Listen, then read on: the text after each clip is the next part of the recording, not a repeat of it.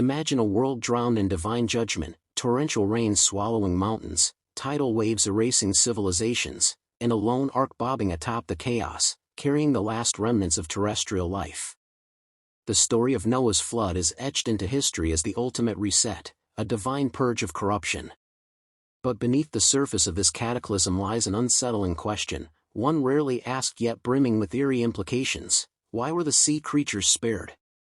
While the Bible meticulously details the destruction of every land-dwelling creature, every bird, every beast, every creeping thing, it remains eerily silent about the fate of marine life. The oceans, vast and teeming, were seemingly exempt from the devastation.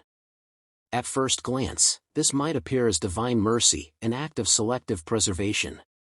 But what if the truth is far stranger? What if the exclusion of sea creatures wasn't an oversight, but a warning? Ancient texts whisper of pre-flood horrors, hybrid monstrosities, Nephilim, and abominations birthed from forbidden unions. The Book of Enoch describes a world so corrupted that even the earth itself cried out for cleansing. Yet, amid this cosmic purge, the depths remained untouched. Were the seas already beyond redemption? Were the creatures lurking beneath the waves deemed unworthy of salvation, or worse, part of the corruption itself? Modern oceanography only deepens the mystery. The abyssal zones of our planet harbor beings that defy logic, bioluminescent nightmares, gelatinous giants, and creatures so alien they seem ripped from another world. Scientists admit we've explored less than 5% of the ocean. What else lurks in those lightless trenches? Are these the descendants of what was left behind? The flood was meant to cleanse. But if the waters were never truly purified, what does that mean for us today? The answer may lie in the shadows of the deep, where ancient things still wait. And this is only the beginning. If the flood was meant to wipe the world clean, why did the waters themselves remain untouched? This is no minor theological footnote, it's a glaring anomaly. Land animals, birds, even insects were subject to judgment, yet the denizens of the deep escaped unscathed. The silence of Scripture on this matter is deafening and suspicious. Ancient traditions from cultures worldwide hint at something unsettling. The sea was never pure to begin with. Babylonian myths speak of Tiamat, the primordial chaos dragon, whose body was split to form the oceans. The Greeks warned of Cetus, a monstrous sea beast sent to devour the unfaithful. Even the biblical Leviathan is described not merely as a large fish, but as an unstoppable, fire-breathing terror, a king over all the children of pride. These were not ordinary creatures. They were something other. Could it be that the sea was already a domain of corruption before the flood? The Book of Enoch describes fallen angels intermingling with creation, producing abominations that plagued the earth. But while land-bound Nephilim were drowned in the deluge, what of their aquatic counterparts? Were there horrors lurking in the ancient oceans so vile that not even divine wrath could, or would, purge them? Modern science adds fuel to this chilling theory. The deep sea remains the closest thing we have to an alien planet, filled with creatures that seem to defy natural law. The anglerfish, with its grotesque bioluminescent lure, the immortal jellyfish that cheats death, the colossal squid with eyes the size of dinner plates, these are not the products of a benign creation. They feel like relics of something older, something wrong. Even more disturbing are the gaps in the fossil record. Evolution cannot cleanly explain the sudden appearance of fully formed, complex marine life. Could it be that these creatures were never meant to evolve, that they are remnants of a pre-flood world, left behind not by accident, but by design? The deeper we dive, the darker the waters become. The flood was a reset, but some doors were never meant to be reopened. And the ocean, it seems, is still hiding what lies behind them. The question is no longer why the sea creatures were spared, but what they truly are. There is a creature lurking in the shadows of Scripture, one so terrifying that its description chills the blood. The Bible calls it Leviathan, a monster of the deep whose scales cannot be pierced, whose breath sets coals ablaze, and whose very existence defies the natural order. Unlike every other beast condemned in the flood, Leviathan is not merely spared, it is preserved. God himself describes it as impossible to destroy, a creature beyond human reckoning. Why? The answer may rewrite everything we think we know about the flood. Ancient civilizations universally feared the sea not just for its storms, but for what lived beneath them. The Babylonians told of Tiamat, the primordial dragon of chaos. The Norse spoke of Jormungandr, the world serpent whose coils encircled the earth. The Hebrews warned of Rahab, the sea monster crushed by God at creation. These were not myths, they were warnings. The consistent thread is undeniable: something monstrous was left in the waters after the world was cleansed. But here's what no one considers: what if the flood wasn't just about wiping out corruption on land? What if its true purpose was containment? Think about it. The ark saved land animals, but the sea was left to its own devices, almost as if the waters themselves were a prison. Leviathan is described in the book of Job not as a mere animal, but as an unstoppable force, a creature so defiant that only God can subdue it.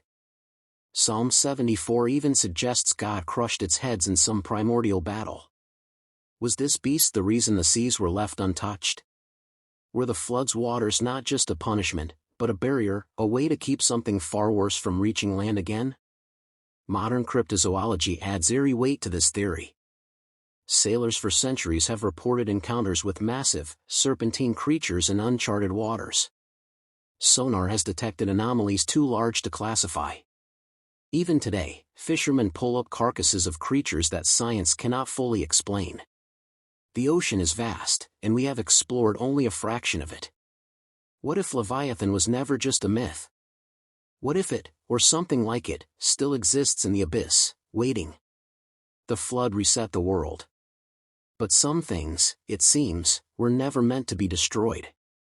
The question now is not whether the sea holds secrets, but how long those secrets will stay hidden. The deeper we examine Noah's flood, the more disturbing the pattern becomes. Every creeping thing, every beast of the field, every bird of the air, all were subject to divine judgment. Yet the teeming oceans remain mysteriously exempt from this cleansing fury. This wasn't an oversight. This was intentional. And the implications should terrify us all. Consider the ark's manifest with forensic precision. Noah was commanded to preserve every living thing of all flesh, two of every sort. But the language contains a chilling qualifier: wherein is the breath of life. The Hebrew suggests this specifically meant land-dwelling creatures. The sea received no such preservation order because it needed none. Its inhabitants were already different. Ancient rabbinical texts whisper of forbidden knowledge. The Zohar describes primordial waters as the domain of the Sitra Achra, the other side. Early church fathers like Tertullian wrote of sea creatures as never fully under God's dominion. Even Sumerian tablets describe the abyss as the realm of the rebel god Enki, who preserved his monstrous creations when the flood came. The message is consistent across civilizations: the deep was never truly ours. Modern marine biology accidentally confirms these ancient fears. The immoral jellyfish that cheats death. The anglerfish's grotesque parasitic mating. The giant isopod that looks like something from a nightmare. These aren't just evolutionary quirks, they're biological heresies. Land animals follow predictable patterns. Sea creatures break every rule. The most disturbing possibility? The flood wasn't about saving sea life. It was about quarantining it. The ark preserved land animals because they were worth saving. The ocean's inhabitants weren't. This raises an uncomfortable theological question: if God needed to wipe the slate clean, why leave the seas full of creatures? Unless those creatures were part of the divine plan all along. Not as survivors, but as sentinels. As warnings. As living reminders that some parts of creation were never meant for human eyes. The deeper truth may be this: we weren't saved from the flood. We were saved from what was left behind in it. And those ancient horrors might still be down there, waiting. The ocean doesn't give up its secrets easily. In the crushing blackness of the Hadal Zone, where pressure would flatten a nuclear submarine, things move that defy all logic. The deeper we look, the clearer the terrifying pattern becomes: the sea is not our world. It never was. And what Noah left behind in those ancient waters may still be with us today. Consider this unsettling fact: we've mapped the surface of Mars in greater detail than our own ocean floor.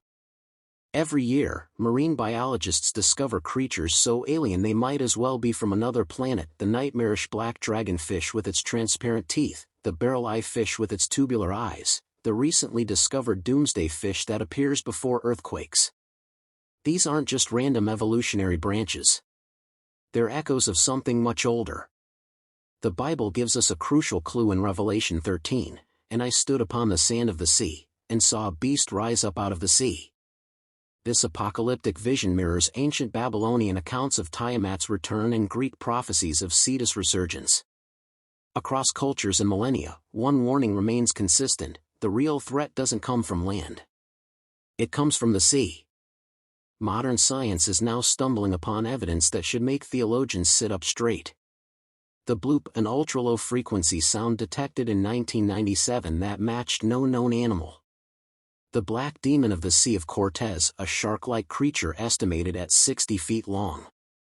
The increasing frequency of globsters, unidentifiable marine carcasses washing ashore worldwide. These aren't just marine mysteries. They're pieces of a puzzle we're not meant to solve. Perhaps the most disturbing realization is this: if the flood was meant to quarantine rather than destroy these creatures, then their continued existence isn't an accident. It's by design. They serve a purpose we don't understand. A purpose that might explain why 95% of our oceans remain unexplored, not because we can't explore them, but because something doesn't want us to. The final truth may be this: the Ark wasn't just saving humanity from the flood. It was saving us from what the flood left behind. And as our submarines go deeper and our fishing nets bring up increasingly bizarre creatures, we're forced to confront an uncomfortable possibility: whatever was spared in those ancient waters wasn't just preserved. It was waiting. The question isn't whether these creatures still exist. The question is, what are they waiting for?